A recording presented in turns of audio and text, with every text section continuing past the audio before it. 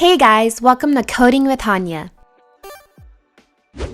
This video is the part 2 of our Classes and Objects series.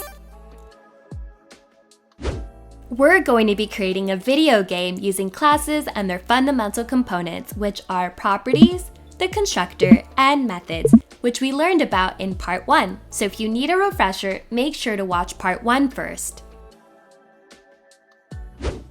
Now, let's outline our video game. Our game will contain 2 players. Each player can be customized using the following properties that will be defined by a player class. We can create our first player object by assigning values to its properties. Player 1 will be a female named RANIA with pink hair and a pink dress, and will start off with health 50. And just like that, player 1 is created. We can go ahead and create player 2 the same way. Player 2 will be male, his name will be Jack with brown hair and a cape suit outfit, and will also start with health 50. Our player objects will also have the ability to attack using the attack action method. The game will also use a method called customize world to set the game's world. You can choose from Stoneheart Castle, Sunset Metropolis, Emerald Grove, and my favorite, Celestial Peaks. After the characters are created and the world is set, the characters can go ahead and battle by using the attack method repeatedly until one of the characters' health reaches 0. Now let's get started building this game by writing a couple of classes.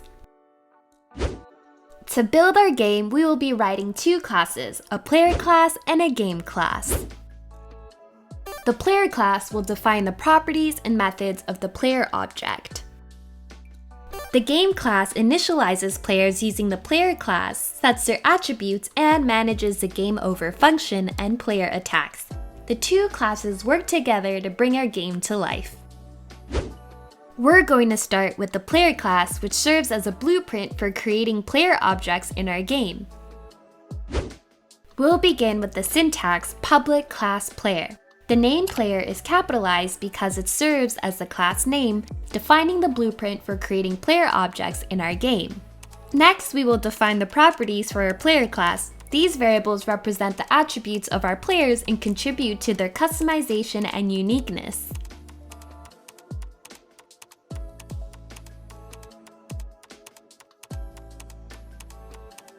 We will set the health variable to 50 as a default value to simplify the initialization process for all players. This ensures that every player starts with the same health value. You might have also noticed a private keyword before the variables. In order to control access and protect the integrity of these variables, we mark them as private. This means that they can only be accessed and modified within the player class itself. This also allows us to define public methods such as getters and setters to provide controlled access to these private variables. Next, we will define our constructor, which serves as an object building machine. The constructor allows us to link the passed-in values with the instance variables and create our desired player objects. Note that because health already has a default value, it does not have to be included in the constructor. Now we're ready to start writing methods for our player class. We're going to be writing 3 different methods for our player objects. We'll start with the easiest one, the getter method. Remember that getter methods retrieve the value of an object's instance variables, allowing external access to those variables. I'm only going to be creating getter methods for the name and health attributes because they're the only pieces of information from the player class that other classes will need to access. Next are setter methods. Remember that setter methods modify or set the values of an object's private instance variables. I'm going to create a setter method for the health property as it's the only player attribute that will change during the game. last but not least, our action methods. Remember that action methods perform actions or behaviors within an object or class. Our action method will be the attack method. The attack method will be responsible for performing the action of attacking another player. Take a second to analyze the method before we go over it.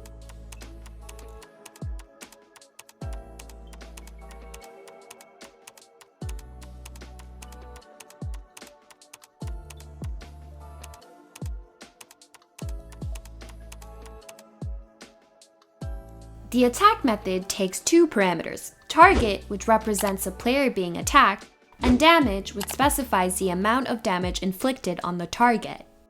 Inside the attack method, we reduce the target player's health by the amount specified in the damage parameter. This is achieved by invoking the set health method we wrote earlier on the target player object, and passing the updated health value, which is calculated by subtracting the damage from the target's current health. That's it for our player class. Next up is our game class. The game class serves as our main class, kickstarting our code and laying the foundation for the game. We'll start by using the class syntax and write public class game. Inside the class, we'll write our method called customizeWorld that takes a string parameter called world to allow us to select and customize the world of our game by passing the desired world name as an argument and printing the selected world. Next, we'll move on to the main method, which serves as the entry point of our program. Inside the main method, we'll create our first player object. To make things simpler, we'll use the object initialization syntax and replicate our constructor's signature. This way, the process will be much more smoother for us. Using the constructor, I can begin to fill out the inputs for my first player. And with that, player 1, RANIA, is created. I'll replicate the same process to create player 2.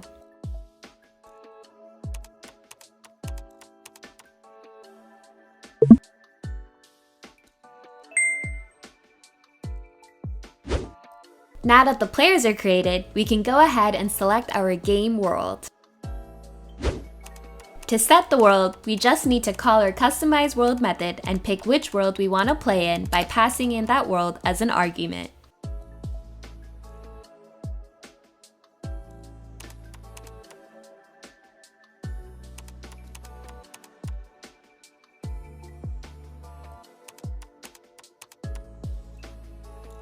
I'm gonna select Celestial Peaks because it's my favorite. Next up is our game over logic, which we will implement using a forever loop and some conditional statements.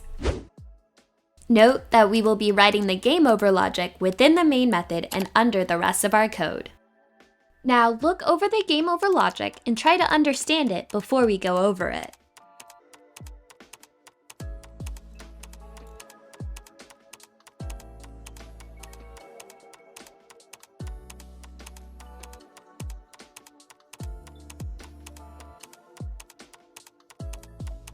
The first part of our code is the while true. This line starts a continuous loop that will keep running until a certain condition is met. In this case, the loop will run until it reaches a break statement. The second part of our code, if p1.getHealth == 0, is an if statement that checks whether the health of player 1, p1, is equal to 0. If this condition is true, it means game over will be displayed on the console, followed by a printout of the name of player 2 and the string wins, indicating that they have won. The break will then allow us to exit the forever loop since we know the game is now over. The third part of our code, else if p2.getHealth == 0, comes into play if player 1's health is not 0, as a result of the else part. In this case, the code checks if the health of player 2, p2, is equal to 0. If this condition is true, it performs the same logic as the previous if statement, but with player 2, instead displaying game over followed by player 1's name as the winner on the console. Now that we're done writing the game logic, let's get ready for battle and use our attack methods. Under the game over logic, I'm gonna start by copying the attack method signature. But before filling out the parameters, I need to specify the player who is attacking.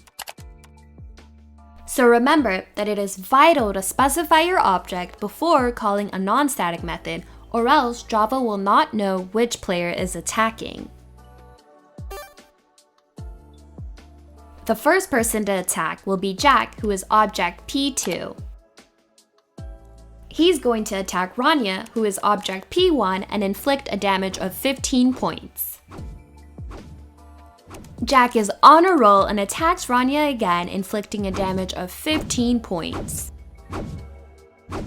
RANIA finally hits back and attacks Jack, inflicting a damage of 15 points. Jack punches back and attacks RANIA, inflicting 15 points of damage. RANIA builds up strength and wipes out Jack, inflicting 35 points of damage. So according to our game over logic if statement, since Jack's health is 0, the game is now over and RANIA is the winner. Congrats! We successfully created a game using objects and classes. You are now ready to build whatever class or object your heart desires. Thank you so much for watching, and if you liked this video, please like and subscribe for more.